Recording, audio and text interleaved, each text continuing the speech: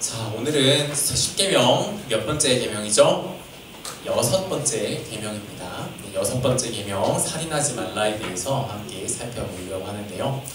여러분 혹시 이 가운데 살인해본 적 있으신 분 계십니까? 만약 있다면은 나중에 저에게 따로 말씀해 주십시오.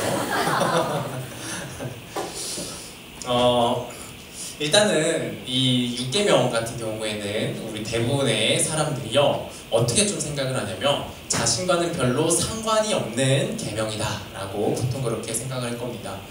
실제로도 우리가 어떤 죄를 고백하고 실제로 예배 시간에 뭐 하는 시간이 있죠? 죄를 고백하는 시간이 있어요.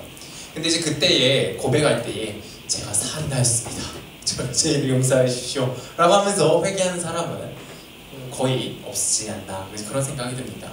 그러니까 정말로 나랑은 게 별로 상관이 없는 계명, 살인하지 말라라고 하면 당연히 지키는 계명, 그런 정도로 좀 여겨지는 게 일반적인 그리스도인들이라면은 좀 그렇게 하지 않나라고 생각이 됩니다. 그런데 여러분 정말 그럴까요? 정말 살인하지 말라라는 이 계명이 우리와 정말 상관없는 계명인 걸까요? 오늘 그것을 함께 살펴보려고 하는데요. 그 10계명 해석 원칙 우리가 예전에 10계명 서론할 때 이야기했었죠. 한번 보여주시겠어요? 그때는 이제 이렇게까지는 안 했는데 좀 다르게 얘기했었는데 오늘 우리 계명 하나씩 해석할 때는 좀 이 두 가지가 좀 더 중요한 것 같아서 이 두 가지를 가져왔습니다. 첫 번째 무엇입니까? 함께 읽어볼까요? 문자적인 의미 이상의 하나님의 의도와 뜻이 있다. 두 번째, 우리 마음의 영역도 포함한다 라는 거죠. 자, 이 두 가지 원칙에 의해서 우리 살인하지 말라를 다시 한번 바라봅시다. 그냥 단순히 우리가 살인하지 말라라는 그냥 법 조항, 법 조문으로만 보지 말고요. 이 두 가지 해석의 원칙을 대입해서 적용하여서 이 살인하지 말라를 한번 생각해 보자는 거죠. 자, 그러면은 이 살인하지 말라라는 하나님의 계명은 무엇도 금지하는 걸까요? 어떤 것들이 있을까요? 어떤 것도 살인이 될 수 있을까요? 네? 유언? 미워하는 거, 그렇죠? 왜 그렇습니까? 그거는 두 번째, 마음의 영역을 포함한다. 그러니까 근데 왜 마음의 영역을 굳이 포함하는가라고 하면은 살인이라고 하는 그냥 대뜸 생기는 것이 아니죠. 뭐가 있습니까? 어디서 시작이 되는 거예요? 마음 가운데 뭐가 시작돼서 미워하는 마음이 시작돼서 살인이 들어가는 거예요. 그러니까 살인과 우리의 마음은 결코 분리되어 있는 것이 아니라는 거죠. 연결되어 있는 거라고요. 그래서 하나님은 뭐라고 얘기하는 거예요? 마음, 그 미워함도 뭐다? 살인하는 것이다 라고 이야기를 합니다. 자, 그럼 또 뭐가 있을까요? 어떤 것도 살인이 될 수 있을까요? 미워하는 것뿐만 아니라 네? 말실수. 그쵸? 말실수해서 어떻게 된 거죠? 다른 상대방에게 상처를 주게 됐을 때 그런 것들도 뭐다? 살인이다 라고 이제 보고 있는 거죠. 여러분 바로 좀 제가 얘기하려던 단계들이 있었는데 바로 좀 단계 들어가셨어요. 자, 다음 장 한번 보여주시겠습니까? 이제 제가 좀 그림들을 모아봤어요. 살인이라 하지 말라라는 계명에 어긋날 수 있는 것들을 가져왔는데요. 여러분 이거 보시면은 어떤 게 살인하지 말라라는 그 살인한 거고 어떤 게 그 해당하지 않는 건지 혹시 구분이 가시나요? 어떤 게 살인하는 거 같습니까? 첫 번째 살인하는 거고 둘째는 뭐죠? 폭력이죠. 이것도 뭘까요? 네, 살인으로 봐야 되는 거죠. 그 두 해석 원칙에 따르면 이것도 살인으로 봐야 되는 거예요. 자, 세 번째 그림은 뭘 표현하는 걸까요? 따돌림. 그리고 또 뭐 들을까요? 따돌릴 때 그냥 안 따돌리죠. 뭐 하면서 따돌려요? 비난하고 비판하고 이렇게 뒷말하면서 그런 얘기들. 거짓말. 이런 모든 것들을 통해서 그 사람을 따돌리는 것, 이런 것들도 뭡니까? 살인이다 라고 하는 거죠. 자, 이거는 뭘까요?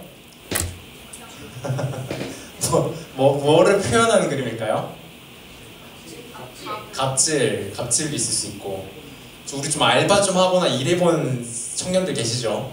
이제 사장님이나 위에 있는 분들이 좀 어떻게 하는 경우가 있어요? 노동을 착취하는 경우가 있죠. 뭐 이런 것들, 노동 착취, 갑질 이런 것들도 그런 것이 될 수 있겠죠. 자, 이건 뭘까요? 과로. 이거는 살인일까요, 아닐까요? 이것도 살인입니까? 그렇게 딱 보이세요? 그쵸? 이것도 어떤 거야? 회사가 압박을 넣어서 위에 있는 어떤 상사가 압박을 넣어서 과로하게, 야근을 하게 한다. 그걸 심하게 하게 한다 라고 한다면은 그것도 뭐가 될 수 있다? 살인이 될 수 있다. 야근은 무조건 살인, 이건 아닙니다. 근데 어쨌든 너무 무조건 그렇게 한다라고 한다면은 그렇다라는 거죠. 근데 이제 우리가 이렇게 야근하고 과로하고 하는 것도 것이 꼭 상사의 어떤 그런 회사의, 사회의 어떤 그런 압력 때문에도 있지만 사실 어떤 것도 있어요. 어떤 부분도 있어요. 본인 스스로가 그렇게 하는 경우도 있어요. 그렇죠? 근데 본인 스스로가 열정과 열심의 마음으로 하는 거라면은 문제는 없겠죠. 근데 그것조차도 그런 본인 스스로 나오는 열정과 열심조차도 본인의 욕심에 의해서, 그저 본인의 욕심에 의해서 이런 것들이 이루어진다면, 어떤 일그러진 목적으로 인해서, 일그러진 동기에 의해서 자신을 과도하게 몰아붙이는 거라면, 그러면 이것 또한 뭐가 될 수 있다? 살인이 될 수 있다는 거죠. 그렇게 하게 되는 보통 그 동기가 뭐죠? 동기가 뭘까요? 첫 번째는 불안감이 있겠죠. 불안감. 그렇죠? 왜요?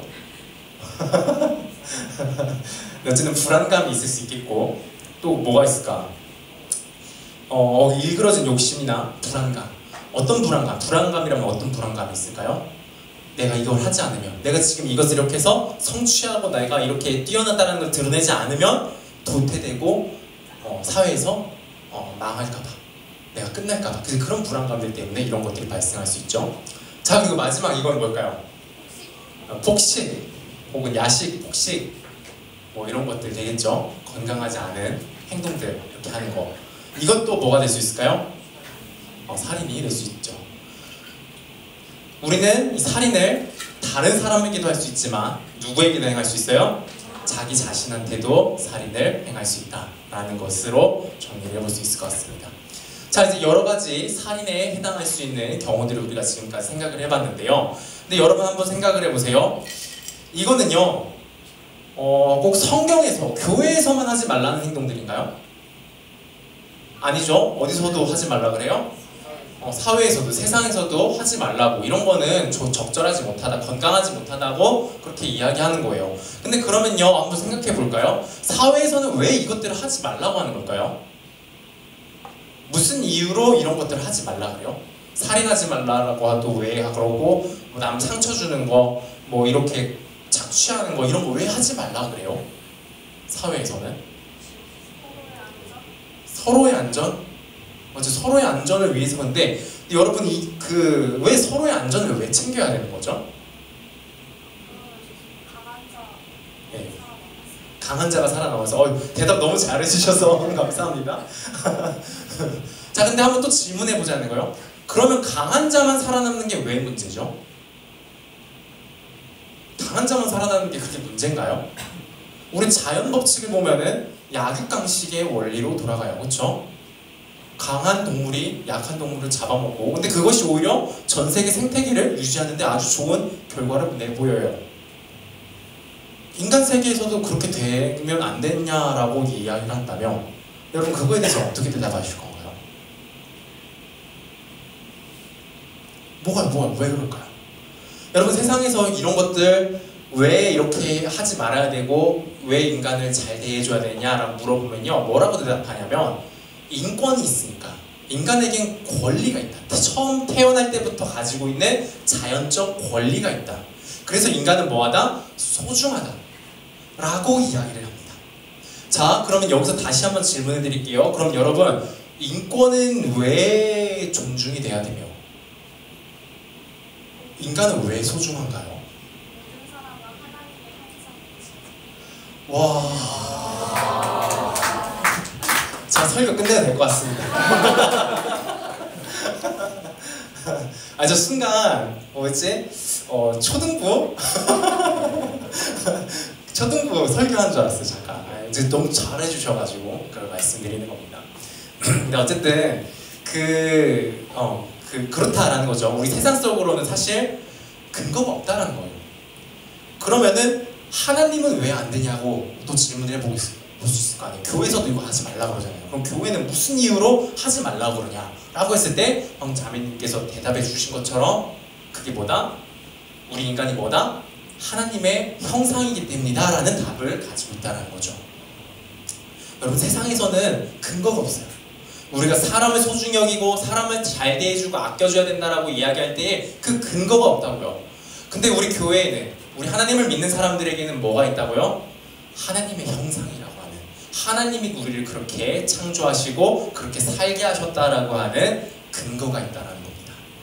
자, 이거를 한번 살펴봐야 될 건데요. 창세기 1장 27절에 뭐라고 나와 있습니까?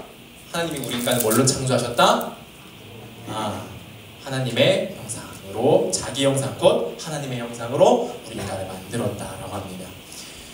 자, 그럼 하나님의 형상이라고 하는 것은 구체적으로 또 무엇을 의미하는가? 제가 지난번에 뭐 얘기를 좀 드렸었던 것 같은데, 비유를 얘기했었던 것 같은데, 뭐냐면 하나님의 형상이라는 건 결국 뭐예요? 이미지 오브 갓이잖아요. 하나님의 그림, 하나님의 얼굴이 우리 사람에게 어떻게 돼 있다? 서려 있다, 그려져 있다라는 겁니다. 그래서 이걸 어떻게 생각해 볼 수 있냐면은, 어떤 예술 작품을 만든 작가를 우리가 생각해 볼 수 있는 거죠.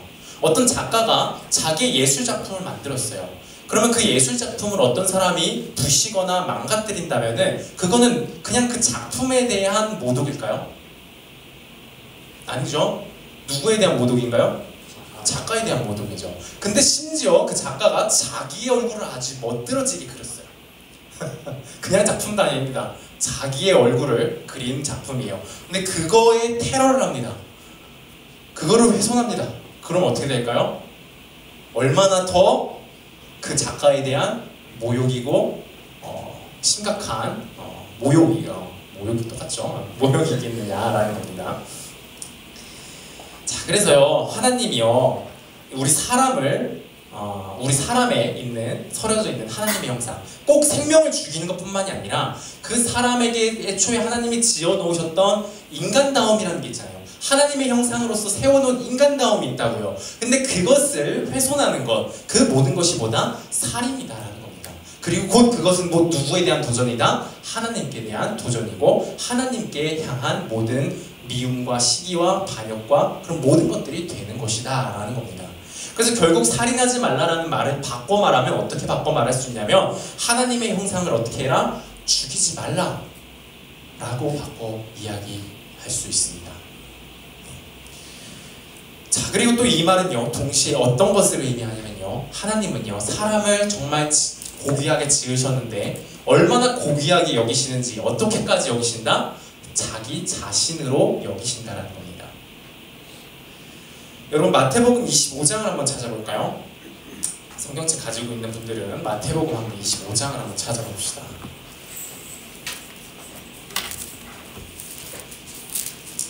마태복음 25장 40절입니다. 마지막 심판대 앞에서 임금이 두 그룹을 향하여 이야기하시는 내용입니다. 이 40절 함께 읽어볼까요? 시작! 임금이 대답하여 이르시되 내가 진실로 너희에게 이르노니 너희가 여기 내 형제 중에 지극히 작은 자 하나에게 한 것이 곧 내게 한 것이니라. 그 지극히 작은 자, 별 볼 일 없는 사람, 가난하고 헐벗은, 그건 진짜 우리가 보기에는 진짜 별거 아닌 존재, 아무것도 아닌 것 같은 그 사람 하나조차도 하나님이 어떻게 여기신대요? 자기 자신으로 여기신대요. 그 사람에게 한 것이 누구에게 한 것이다? 나에게 한 것이다 라고 이야기합니다. 여러분, 시간 되시면 25장을 한번 쭉 읽어보세요. 거기에 하나님이 이야기하시는, 하나님이 얼마나 그 사람을 소중히 여기시는지 그 마음이 드러납니다. 자, 그리고 6계명을 통해 의도하신 하나님의 진짜 뜻이요, 우리가 지금까지 이야기한 6계명은 이거 하지 말라, 뭔가 부정적인 것들에 대해서만 이야기를 했죠. 근데 하나님이 그냥 그것만 의도한 걸까요? 딱 그거 하는 거 안 한, 부정적인 것만 하지 말라는 차원에서 그렇게 얘기한 걸까요? 하나님의 형상 훼손하지 마, 딱 그것만 이야기하시는 걸까요? 지난번에 말씀드렸죠? 하나님이, 우리 부모님이 동생 머리 때리지 말라라고 이야기한다면은 그거는 뭘 의미하는 겁니까, 사실? 그냥 동생 머리만 안 때리면 되는 건가요? 아니죠? 뭐 해야 됩니까? 동생을 아끼고 사랑해야 했으면 좋겠다라는 그런 의도와 마음이 있는 거잖아요. 6계명도 마찬가지예요. 하나님의 형상을 살인하지 말라, 인간의 인간다움을 훼손하지 말라라는 이 명령은 결국 뭐냐면 하나님이 결국 무엇을 정말 원하시는 거냐면 인간을, 하나님의 형상을 아끼고 사랑하라, 망가진 하나님의 형상을 회복하고 증진하라, 그런 명령까지, 그런 의도까지 포함된 명령이다라는 겁니다. 그래서 우리가 이 6계명을 정말 잘 지키는 것이다 라고 한다면은 단순히 남에게 피해 안 주는 것만 해서 그치지 않는다는 거예요. 소극적인 걸로 우리는 6계명을 결국 지킨 것이 아니라는 겁니다. 뭐도 해야 되는 겁니까? 적극적으로 내가 사랑하고, 적극적으로 하나님의 형상이 무너진 것을 회복하고, 적극적으로 하나님의 형상이 회복되고 증진될 수 있도록 해야지만이 6계명을 정말로 완벽히 지킨 것이다 라는 겁니다. 자, 그래서 마태복음 우리 25장 보고 있었죠? 45절을 또 한번 봅시다. 45절을 보시면 이렇게 이야기하시고, 이에 임금이 대답하여 이르시되 내가 진실로 너에게 이르노니 이 지극히 작은 자 하나에게 하지 아니한 것이 곧 내게 하지 아니한 것이니라. 어떤 사람한테 뭔가를 한 것만이 예수님께, 하나님께 한 것이 아니라 안 한 것도 하나님께 안 한 것으로 보고 계시다라는 겁니다. 하나님은요, 소극적으로, 또 그것뿐만 아니라 적극적으로 하나님의 계명, 하나님의 이 사랑의 계명들을 지키기를 원하신다라는 것을 기억하면 좋겠습니다. 자, 어쨌든 우리가 이렇게 6계명에 대해서 쭉 봤는데요. 여러분 어떻습니까? 우리는 6계명이랑 무관한가요? 6계명이랑 무관합니까? 결국 그렇지 않죠? 우리는요, 사실 6계명의 이 한 복판 속에 살아가고 있어요. 우리는 사실 가장 우리랑 관계없는 계명이라 생각했겠지만 사실 우리가 사람들을 만나고 삶을 살아가면서 관계를 맺는 이상 이 6계명은 정말 뗄래야 뗄 수 없는 존재들이에요. 우리는 6계명 한복판에 살아가는 존재들이에요. 여러분 이제 적게는 20년, 많은 분들은 30년 그 정도 살아오셨는데 그동안 솔직히 얼마나 많은 상처들을 주기도 하시고 받기도 했나요? 그쵸? 많이 했죠? 그리고 또 그 마음에 얼마나 많은 미움들을 또 많이 품어왔나요? 고작 20-30년인데 근데도 그 짧은 연수 안에 우리 수많은 이런 것들을 품고 있죠. 더 비극적인 건요, 우리가 모르는 사람들한테만 상처 주고 상처받는 건 아니에요. 때로는 너무 슬프지만 때로는 우리가 누구에게 더 상처를 받죠? 믿었던 친구한테, 믿고 내가 의지하는 가족한테 오히려 더 많은 상처를 받기도 하고 상처를 주는 것이 우리가 살아가는 현실입니다. 여러분 이러한 것들이 시간이 지나면 좀 나아질까요? 우리는 아직 어리니까 좀 미숙하니까 이렇게 좀 더 상처를 받게 되는 걸까요? 잘하면은 좀 더 어른이 되면 그럼 괜찮아질까요? 여러분 지금은 이제 가장 어린 분들도 이제 뭐 대학생이고 대학교를 앞두고 있는 이제 그런 분들인데 지금은 어때요? 그래도 좀 불편한 관계들이 있으면은 어떻게 할 수 있어요? 솔직히 대학 시절엔 그래도 좀 어떻게 할 수 있어요? 조금 거리를 둘 수 있어요. 그냥 상관하지 않을 수 있어요. 그쵸? 근데 여러분 직장에 들어갑니다. 직장에 들어가면요 100% 어떤 사람 만나냐면 마음에 안 드는 사람 만나요. 나를 괴롭게 하는 사람이 꼭 있습니다. 근데 그 사람하고요 거리를 둘 수 있을까요? 아예 관계 안 할 수 있을까요? 그럴 수 없어요. 당장 내 월급 받으려면은 그 사람과 어떻게든 지지고 볶아서 일을 해야 합니다. 네. 그리고 결혼하면 어떨까?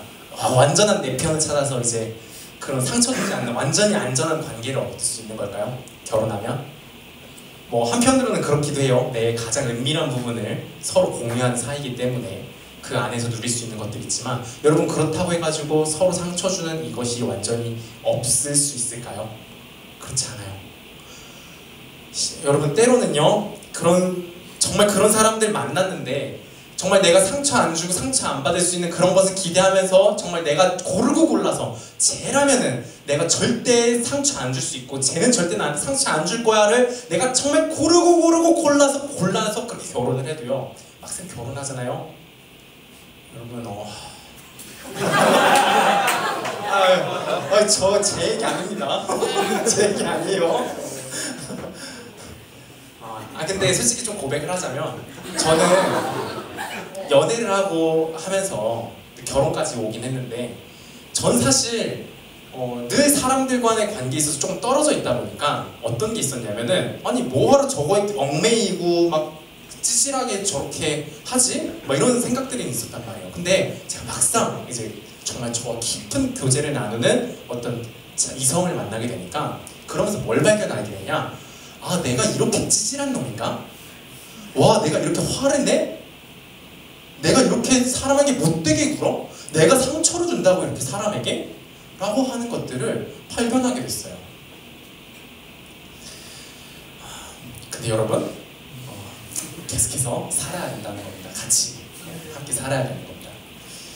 그러니까 우리 세상에 우리가 살아가는 이 삶이라는 거는 그냥 시간이 지나간다고 이제 뭐 관계를 맺고 뭔가 더 이루어지고 뭔가 더 단계를 밟아 나간다고 해가지고 이 상처 주고 상처받지 않는 것, 이 6계명과 상관없어지지 않는다는 거예요.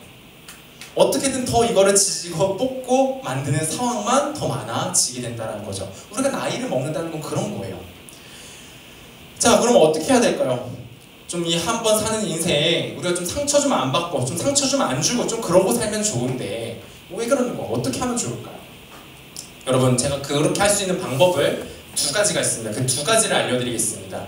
첫 번째는 여러분 관계 자체를 안 맺으시면 됩니다. 그러면 상처 안 받을 수 있고 상처 안 줄 수 있어요. 아주 확실합니다.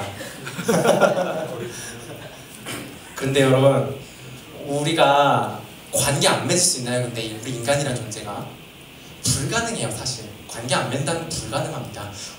그런 상황이 생길 수 있어요. 어떤 상황? 내가 혼자 무인도에 퇴로가 됐어.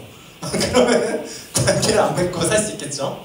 근데 여러분, 그렇게 되는 순간 우리 인간의 정신이 무너져 내려요. 심각한 우울과 허탈에 빠지게 되고요. 그 인격이 우리의 그 뭔가 심령이 심각하게 망가지게 된다는 거. 이거는 그냥 경험적인 사실로, 역사적 사실로 다 증명이 된 사실이죠. 여러분, 우리 인간은 혼자 있을 수 없어요. 반드시 어떻게 해야 돼요? 관계를 맺어야 되는 거예요. 그럼 관계를 맺으면서도 상처를 받지 않고 상처 주지 않을 수 있는 길은 뭘까요? 어떤 것이 있을까요? 이게 두 번째입니다. 예수님과 관계 맺고 그 안으로 깊이 들어가는 겁니다. 여러분, 예수님을 붙드셔야 되고요. 예수님 안에 들어가셔야 돼요. 그분께 배워야 되고요. 그분을 따라 살아가야 돼요. 예수님과 관계 맺고 그 안에 깊이 들어가면요, 대략 세 가지 정도의 결과가 발생이 돼요. 첫 번째는요, 나 자신을 제대로 보게 됩니다. 예수님 안에 있어야지만요, 그래야 우리는요, 우리 자신을 제대로 볼 수 있어요. 우리가 다른 사람들을 너무 쉽게 정죄하고 미워하게 되는 것 중에 이유 중에 하나는 뭐냐면요, 어떤 사람이 잘못을 하잖아요. 어떤 사람이 조금 이상한 행동을, 내가 마음에 안 드는 행동들을 하잖아요. 그때 우리가 너무 쉽게 그 사람에게 정죄하고 상처를 주게 되는 이유는 뭐냐면요, 나는 안 그렇다 생각이 많이 있어서 그래요. 나는 그렇게 짓 안 한다 생각하니까 그렇게 되는 거라는 거예요. 근데 여러분, 예수님 안에서 정말 나 자신을 제대로 보게 되면 어떤 현상이 일어나냐? 나도 똑같다라는 것을 보게 돼요. 저 사람이 잘못하고 저 사람이 더러운 행동, 저 사람이 이상한 행동하는 것이 나에게도 있다라는 것을 비로소 보게 돼요. 누구 안에 있을 때요? 예수님 안에 있을 때요. 그러니까 이게 보게 된 사람은 함부로 남을 뭐라고 할 수 있을까요? 함부로 막 질책하고 상처를 줄 수 있을까요? 그렇지 않다라는 거죠. 자, 그리고요, 또 주님 안에 있는 분은요, 뭘 또 보게 되냐? 상대방의 안에 있는 하나님의 형상을, 그게 희미하고 망가지긴 했지만 그래도 있는 하나님의 형상을 보게 돼요. 그러면은 우리 사람들을 바라볼 때 막 함부로 대할 수 있을까요? 아니죠. 오히려 그것이 조금이라도 보인다면 어떻게 할 수 있어요? 아껴주고 어떻게라도 좀 더 섬기고 하려는 그런 방향으로 우리가 반응을 나타나게 되는 거죠. 자, 그리고 예수님 안에 있을 때 우리가 볼 수 있는 정말 가장 중요한 것은 뭐냐면요, 완전한 하나님의 형상이신 예수님을 보게 된다는 거예요. 완벽한 하나님의 형상으로서 행동하시는 예수님이에요. 여러분, 솔직히 우리 얼마나 예수님 무시하나요? 예수님 없이 살아가죠. 예수님은 그렇게나 우리를 찾아오시고 말씀하시고 우리가 교제하기를 원하시고 어떤 말씀도 있어요. 늘 우리 문 밖에, 우리 마음의 문을 어떻게 하고 계시대요? 예수님이 문 밖에 서서 두드리노니 라고 이야기하시는 분입니다. 근데 그분을요, 우리는 얼마나 무시합니까? 얼마나 그분의 그 사랑을 거절함으로써 그분께 상처를 드리고 있습니까?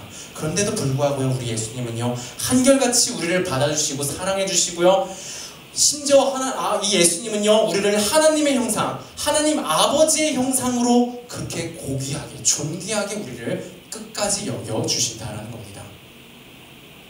여러분, 예수님 안에서 이 모든 것을 진정으로 보게 된 사람은요, 다른 사람에게 상처를 주지 않을 뿐 아니라 적극적으로 사랑하게 되어 있어요. 남이 상처를 주더라도요, 그것에 흔들리지 않고 또 그 상처가 되지 않을 수 있어요. 왜 그럴까요? 여러분, 우리는 남이 뭐라 하면요, 왜 흔들리고 막 감정이 부정적으로 올라오게 됩니까? 그들의 평가가, 그들이 평가하는 나에 대한 가치가, 그것이 곧 나의 평가고 그것이 나의 존재가 된다고 착각하기 때문이죠. 네, 여러분, 우리 주님께서, 가장 위대하신 분께서, 가장 고귀하신 분께서 우리를 인정해 주십니다. 뭐라고요? 하나님 아버지의 형상이라고요. 너는 이 세상 그 무엇보다 소중하고 존귀한 존재라고요. 여러분, 이를 확실히 붙드는 자는 흔들리지 않을 수 있어요. 상처도 상처가 되지 않을 수 있게 되는 겁니다. 이렇게 예수님 안에 있는 사람들이, 예수님께 깊이 들어가 있는 사람들이 모여 교제하는 공동체가 있다고 생각해 볼까요? 여러분, 얼마나 좋을까요? 얼마나 좋을까요? 내 약점, 치부, 연약함이 드러난다는 것이 걱정이 될까요?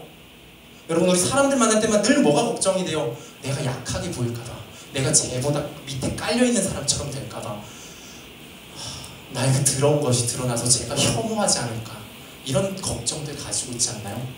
근데 여러분, 예수님 안에 있는 자들이요, 다 예수님 안에서 이 모든 것들을 보는 자들이에요. 그렇다면 남의 그 약점이 보인다 한다고, 내 약점이 좀 드러난다 한다고 그것이 문제가 될까요?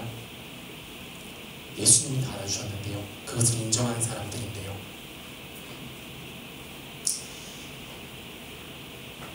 여러분, 상처받지 않고 나도 상처 주지 않고 관계 가운데의 완전한 평안과 기쁨을 누리기를 소망하시나요? 여러분, 예수님께 나아가셔야 합니다. 그분께 배우고 그분 안에 거하세요. 그분이 먼저 우리에게 무한히 부어주시는 그 뜨거운 사랑 속으로 깊이 들어가세요. 그리고 누리세요.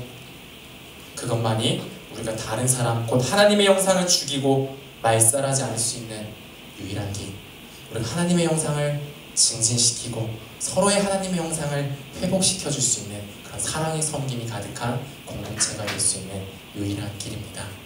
여러분, 예수님께 나아갑시다. 기도하겠습니다.